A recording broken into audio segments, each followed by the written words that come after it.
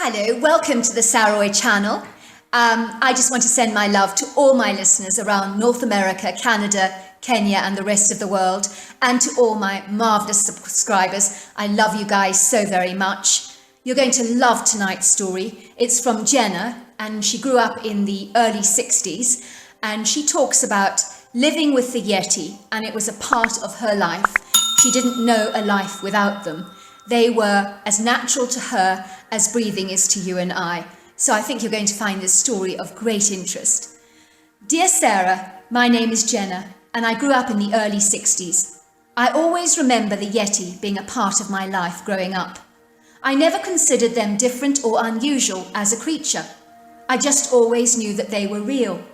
I did not see them a lot growing up because they were naturally elusive by nature. But my father used to call them the foresters, and I knew he had a great respect for these marvellous ambassadors of the woods.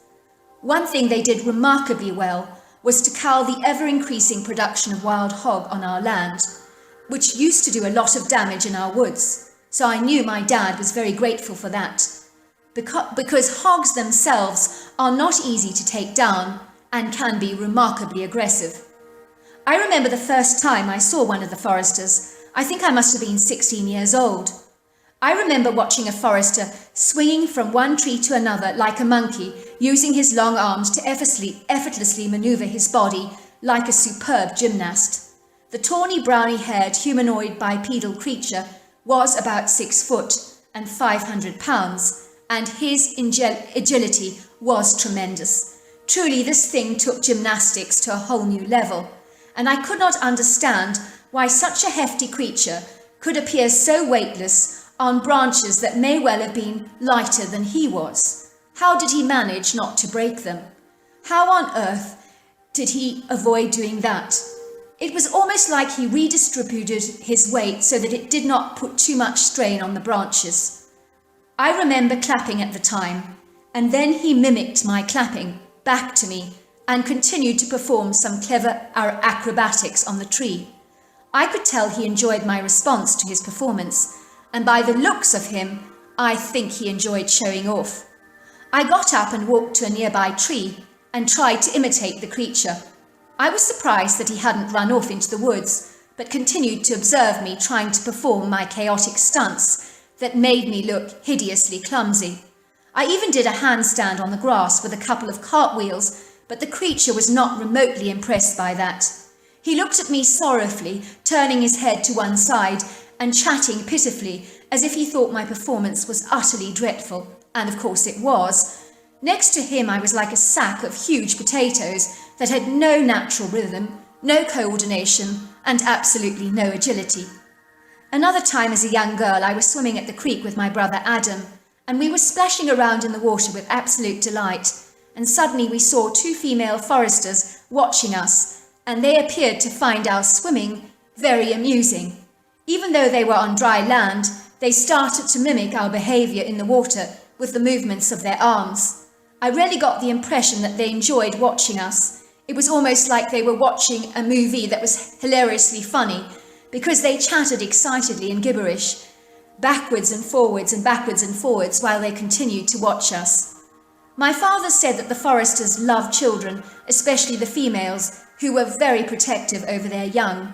And I always got the impression that they liked us, and that if we ever got into trouble of any kind, that they would always help us. I just knew that for a fact. There were times when a few of our fat chickens were pilferaged, as well as fruit from our orchards and vegetables from our garden. My father always knew that it was the foresters, and he didn't mind at all sharing any of our produce with them. In fact, my mother was an amazing traditional southern cook, and whenever she made an excess of anything, she would leave it out for the foresters in a basket at the edge of the woods. They always returned that basket. It was normal during the day to hear whistling in the woods, and even chattering sounds of the creatures talking. They never attempted to hush their voices around us. Even when we never saw them, we always heard them at night, and we would sometimes hear wood knocks, owl calls, and my father would tell me that the foresters were getting ready to hunt, and they were communicating with each other during the hunt and working together as a team to take down a deer. Every year at Thanksgiving and Christmas, my father would place a bright fairy light on the trees, and we would sing Christmas carols like the first Noel and Once in Royal David's City. I promise you we could see red eyes shine at 7 feet off the ground as the creatures gathered together in a group and watched us singing. Sometimes I wondered if we were singing for them because they were our only audience. At night, if you saw a forester in the woods, it would almost look ghost-like and menacing because of their unfortunate large dark forms. They would look like a mass of black with long spidery arms and red eyeshine, which could make them look a bit demonic and scary. Also, the way the foresters moved was so seamless and fluid, you could be forgiven for believing they were floating above the ground, which obviously they weren't. So I really believe if I had not known any better, I might have thought the portals of hell had indeed opened. During the day we rarely saw the creatures, but if I did it would be in passing and would happen so fast because they would move like the wind. You would get a flash of a dark humanoid creature darting across your field of peripheral vision. It would happen so often that I knew it was not my imagination. So seeing them up close and personal was rare. I really believe we only ever saw them out of random chance, or because they chose to reveal themselves to us. I knew when Thanksgiving came they sensed it was a special time of the year for us, and I could tell they loved the bright lights on our outside trees, because they did take down some of our Christmas lights and tried to put them up on top of a tree in the canopy in the woods. But without electricity, they invariably did not work. Of course, they never understood why. My father would go out into the woods to shoot a turkey for Christmas and Thanksgiving, and he had his eyes on this humongous turkey that he never managed to take down, and I know it frustrated him. Every year, this massive turkey managed to evade my father's trigger. It was almost like he was teasing him. He became more and more determined to get this thing, but invariably always failed. He came to the conclusion that he was outsmarted by this feathery teaser.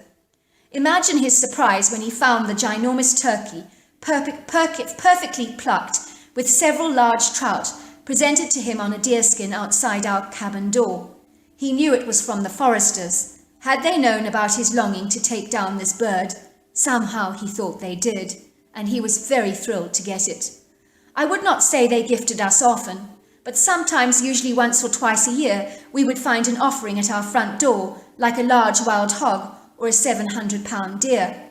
My father would marvel at their ability to take down something so huge, but the foresters were brilliant hunters, and being easily over 700 pounds and 6 foot tall on average, their sheer strength and agility made hunting very easy for them. During the winter time, the foresters were even more elusive than usual. But I always knew they were around, because when you went into the woods, you always felt like you were being watched. My father would call it the invisible coat, which he said they wore when they did not want to be seen. As a youngster, I thought that like Joseph in the Bible, who had a coat of many colours, that these creatures had special coats that they wore to make themselves invisible. It occurred to me that such a coat would be very useful when it came to exams at school, because I would creep off with the coat to find the answers to all the questions. I would always have asked my dad why the foresters were so evasive and elusive, and he said that the foresters were gentle, reserved, and sometimes reclusive creatures that liked their own space and privacy, just like some people do. My father understood that better than anyone, because he was a gentle soul that barely strung 2 words together. I always wondered why he had married my mother, who was so outgoing and bubbly, but then they do say that opposites attract, and my parents have always adored each other. Maybe my father liked to listen, while my mother just yapped away. Sometimes in winter I would notice several igloo-like structures in the woods, and I knew the foresters stayed in these structures if it was extremely cold, and only if it was cold.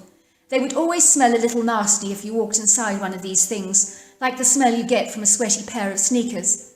In the summers, they would make these big teepee structures in the woods with 700-pound logs strewn over each other that were so big on the inside, and they would line these structures with bracken, branches, leaves, mosses, and grasses to make soft mattresses to lie on. They would always hide the deer they had killed under piles of leaves, and when they finished eating their kills, they would keep all the bones in a large nest at the far end of the forest, which I imagine was their own personal dumpster. I never had any real interaction with the foresters because I learnt to respect them and their boundaries. I never knew that the foresters were an unknown creature until many years back when I learnt the creatures were known as Bigfoot and Sasquatch. I realised then how privileged I was to grow up with these things in my own backyard. Yet despite living next to them for so long, I never really learnt as much about them as I would have liked to, because they are so secretive, and they do remain in hiding, and they do it superbly. Some people suggest that they have interdimensional abilities, but I know nothing about that, and I suppose anything's possible. I never ever came across an aggressive forester, but maybe if we had treated them very differently, with disrespect, they could have been angry, because like people, you do get different types of foresters. So there you are. That's my story.